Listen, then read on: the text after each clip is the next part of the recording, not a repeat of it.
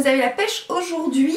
Alors moi je l'ai un peu plus que hier je pense. Bienvenue sur ma chaîne, hein, pour ceux qui me connaissent pas encore. Je suis Lula Morales et je suis coach spécialisée dans le charisme en général et dans la séduction en particulier depuis déjà 8 piges. J'en profite parce que je ne sais pas si je vais avoir des personnes qui me connaissent pas ou pas, donc je prends à nouveau le temps de me présenter. Donc on va continuer sur le thème du Covid-19 parce que j'ai envie, et du coup je me suis posé une petite question aujourd'hui. Comment tenir son couple alors que nous sommes éloignés en période de confinement? Je pense que c'est d'autant plus compliqué de tenir une relation à distance, même si le à distance ça peut être 5 km. Oh oui, je fais des air quotes de connasse, je fais ce que je veux. Donc effectivement je pense que c'est beaucoup plus compliqué de tenir ce genre de relation quand on ne sait pas quand est-ce que la distance va prendre fin et quand est-ce que l'on va pouvoir se retrouver. Alors encore une fois, hein, je vais vous le dire, je ne suis pas ceinture noire de relation à distance non plus, de la même manière que je ne suis pas ceinture noire de confinement avec mon chéri, mais je vais vous relater mon expérience, ce qui nous est arrivé nous l'année dernière, et je pense que c'est une expérience qui se rapproche énormément de ce qui est en train de se passer en ce moment. Je vais m'expliquer. L'année dernière, pour des raisons personnelles, professionnelles et familiales, David a dû, du jour au lendemain, j'oublierai jamais, c'était un vendredi pour le samedi, quitter Barcelone pour aller en Irlande, pour aller travailler dans l'entreprise de son papa. Ça a été une décision brutale qu'il a dû prendre du jour pour le lendemain, et il m'a annoncé comme ça vendredi en me disant: écoute chérie, je suis vraiment désolée, je vais devoir prendre l'avion, je dois être à Waterford demain soir. Et je lui ai posé la question, je lui ai dit: ok, y a pas de souci, quand est-ce que tu rentres? Et sa réponse a été: je ne sais pas. Ça peut être la semaine prochaine, comme ça peut être dans plusieurs mois, je n'en ai aucune idée. Mais si tu veux me suivre, tu peux me suivre. Si tu veux me rejoindre en Irlande, tu me rejoins en Irlande. C'est à la guise de ton bon vouloir madame. Mais moi en tout cas je dois y aller. On habitait déjà ensemble, donc on était un couple déjà assez installé on va dire. Donc je n'avais pas peur en fait. Je n'avais pas peur qu'il m'abandonne en fait, je n'avais pas peur qu'il m'abandonne. En revanche, oui, effectivement, il y avait deux grosses angoisses pour moi. J'avais peur quelque part que l'on se perde en fait dans la distance, c'est-à-dire que nous perdions une connexion émotionnelle qu'on avait. Et ma deuxième grosse peur, c'était que je ne savais pas quand est-ce que ça allait s'arrêter. Et par conséquent, je ne savais pas quand est-ce que j'allais retrouver mon amoureux. Et ça a été particulièrement compliqué. Comme je l'avais dit, si tu me dis que tu pars pour 3 mois, bon bah tu pars pour 3 mois. Je veux dire, on s'arrange, on se démerde, voilà, on programme quelques allers-retours Barcelone-Waterford. Moi personnellement je travaille à mon compte, donc je peux aller à peu où je veux et je peux bosser à peu près d'où je veux. Mais si je ne sais pas quand est-ce que tu rentres, impossible de s'organiser, impossible d'anticiper, impossible de se préparer psychologiquement. Et c'est exactement ce qui est en train de se passer en ce moment, puisque nous attendons maintenant les réponses des gouvernements des pays dans lesquels nous sommes pour lever en fait la fin du confinement. Donc ça doit être extrêmement compliqué. Et du coup j'ai envie de vous faire partager mon expérience et c'est ce que l'on va voir aujourd'hui dans cette vidéo. Prenez un papier et un stylo, c'est maintenant. Alors, conseil numéro 1. Faites bien la différence. Tout d'abord, avant de faire un quelconque effort, faites bien la différence entre effectivement un mauvais coup du sort qui pousse les gens malheureusement à ne pas se voir en période de confinement et à passer la période de confinement éloignée. Bien sûr, ne vous voyez pas en période de confinement, restez chez vous s'il vous plaît, c'est important, déconnez pas. Utilisez le confinement comme une excuse pour être éloigné. Parce que c'est quelque chose que je vous disais en live il y a quelques jours, c'est que le confinement nous pousse tous dans nos derniers retranchements. Je vais me répéter, quand j'ai appris qu'il y avait à avoir des mesures de confinement qui allaient être prises et des mesures de fermeture de frontières, j'étais en France. Je me suis dépêchée de rentrer à Barcelone parce que la perspective de me retrouver éloignée de mon cocon familial qui inclut mon homme et mon chien me semblait absolument supportable et me faisait angoisser beaucoup plus que la perspective de rester en France pendant une certaine période. Donc je me suis dépêchée de prendre l'avion et j'ai rejoint ma petite tribu à moi à Barcelone, donc composée de l'amour de ma vie et de mon mec. Donc demandez-vous si votre partenaire, la personne que vous fréquentez, la personne que vous voyez, n'a pas été poussée dans ses derniers retranchements en période de confinement et par conséquent n'a pas pris la décision de ne pas vivre ce confinement avec vous. C'est extrêmement compliqué à entendre. Mais entendez-moi. Hier matin je parlais justement avec une de mes élèves et elle me disait qu'il y avait une Instagrammeuse qui avait reçu une foultitude de messages de femmes qui faisaient part de leur tristesse parce que l'homme qu'elles fréquentaient passait la période de confinement, qui est donc une période indéterminée, chez leur baby mama, chez la mère de leurs enfants.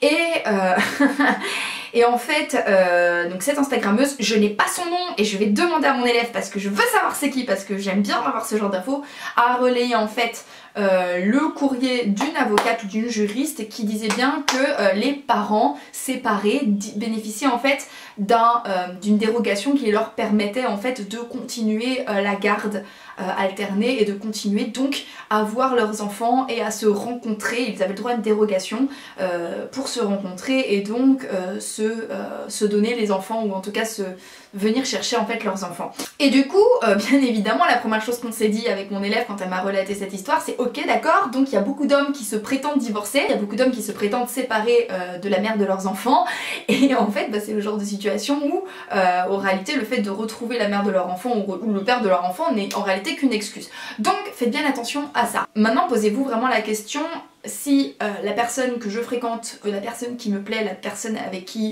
que je vois en ce moment a décidé de ne pas vivre le confinement avec moi, est-ce qu'elle pouvait faire autrement et quelle est l'information que je peux tirer de ça? Pourquoi est-ce que c'est important de se poser cette question? Parce que essayer de tenir à bout de bras une relation face à quelqu'un qui va être particulièrement passif, ça va être pour moi du gaspillage d'énergie. Le fait d'être éloigné en période de confinement, de la même manière que, comme je vous le disais l'année dernière, mon conjoint et moi avons été éloignés pour des raisons qui nous sont propres, tenir dans ce genre de situation requiert un engagement, et un engagement des deux côtés. C'est-à-dire que vous qui me regardez comme la personne que vous fréquentez, devez prendre la décision concrète et consciente que vous allez vous investir pour essayer de maintenir le lien puissant lors de ce confinement. Donc interrogez-vous sur la volonté de votre partenaire à maintenir ce lien. C'est la première question qu'il faut se poser. Vraiment, je vous jure, prenez le fait que votre compagnon ou votre compagne ne soit pas confiné avec vous comme une info et posez-vous d'abord les bonnes questions. Bien évidemment, il se peut tout à fait qu'au final vous vous retrouviez éloigné pour de vraies raisons, comme par exemple effectivement votre compagnon était dans un pays étranger et il se trouve que vu les périodes de confinement, votre compagnon avait je ne sais pas un de ses parents malades et il a préféré rester à proximité d'un parent malade. C'est normal, ça peut arriver, mais il y a aussi des situations où, comme je vous le disais, le fait de ne pas être confinés ensemble est en soi une information. Ensuite, conseil numéro 2, prenez un jour à la fois. Nous n'avons aucune idée de quand est-ce que cette période de confinement va s'arrêter. Et il est par conséquent extrêmement compliqué de pouvoir se projeter ou pouvoir imaginer une date à partir de laquelle l'on pourra se retrouver.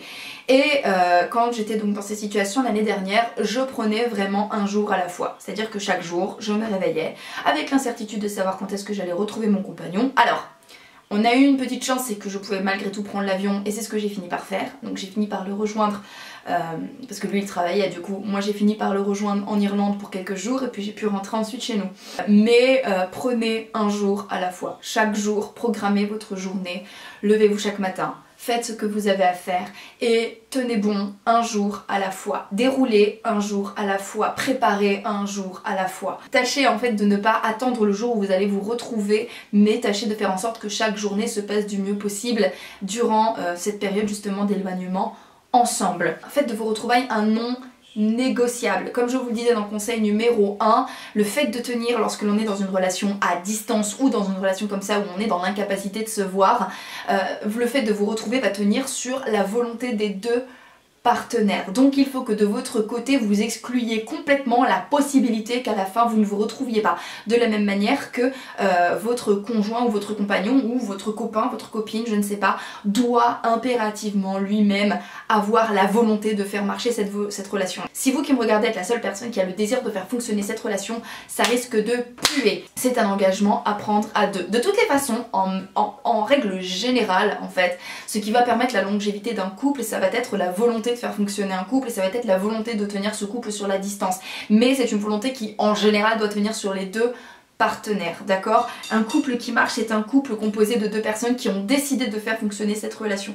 Si à un moment ou à un autre, un des deux partenaires a décidé de rester passif et a décidé de laisser à l'autre le soin de s'investir et a décidé de se désinvestir de la relation, cette relation ne vaut pas le coup de continuer selon moi. Et encore une fois, prenez tout ce qui est en train de se passer comme une information. Prenez potentiellement le manque d'investissement de votre partenaire comme une information. Mais d'un autre côté, prenez aussi l'investissement de votre partenaire comme une information. La bonne nouvelle, c'est que normalement il ne risque pas de vous dire qu'il vous largue parce qu'il a rencontré quelqu'un d'autre au passage. Conseil numéro 4, restez émotionnellement connecté. Qu'est-ce que j'entends par là? Lorsque l'on commence une relation, on a tendance à s'écrire un petit peu tout le temps et on a tendance à se raconter un petit peu comme un fil rouge de la journée tout ce qui est en train de se passer. On s'envoie des messages pour se raconter le dernier truc qui nous est arrivé, ou on va s'appeler à la pause déjeuner pour se demander comment ça va, ou on va s'appeler le soir avant de se coucher pour se parler. En général, c'est ce qui se passe période pré-coïtale, d'accord, quand on est un peu encore en négociation. Eh bien, gardez en fait ça, gardez ce réflexe-là, de vous tenir informé de ce qui se passe au fur et à mesure de la journée. Ce qui va vous permettre de rester émotionnellement connecté, c'est que votre partenaire, même s'il est loin, continue à savoir ce qui se passe dans votre cœur, dans votre vie, dans votre quotidien, quels sont un peu ce que moi j'appelle les dossiers en cours. Voilà, est-ce que vous aviez un entretien par Skype super important, est-ce que vous êtes embrouillé avec un de vos parents, etc. etc. etc. Et il faut que vous continuiez à vous tenir informé sur ce qui se passe dans votre vie respective et de vous raconter en fait ce qui se passe dans vos journées de votre vie, de telle sorte que vous vous teniez informé en fait de comment vous vous sentez à l'instant T ou quelles sont les news en fait. Voilà, continuez à vous donner vraiment des nouvelles sur des choses qui vous tiennent à cœur au fur et à mesure de la journée. Ensuite, conseil numéro 5, si nécessaire, donnez-vous des rendez-vous, c'est-à-dire des Skype à telle heure en disant ok, ce soir, Skype, toi, moi, 20h, on se retrouve et on passe du temps ensemble. Voilà, on se donne une heure et demie ou même un peu plus la soirée tous les deux et on se fait un Skype juste toi et moi et on peut papoter ensemble pendant ce temps-là. Vous pouvez faire après ce que vous voulez hein, de ces réunions Skype. Moi je ne suis pas là, je ne vois pas, donc vous faites ce que vous voulez, vous fermez la porte, ça reste entre vous.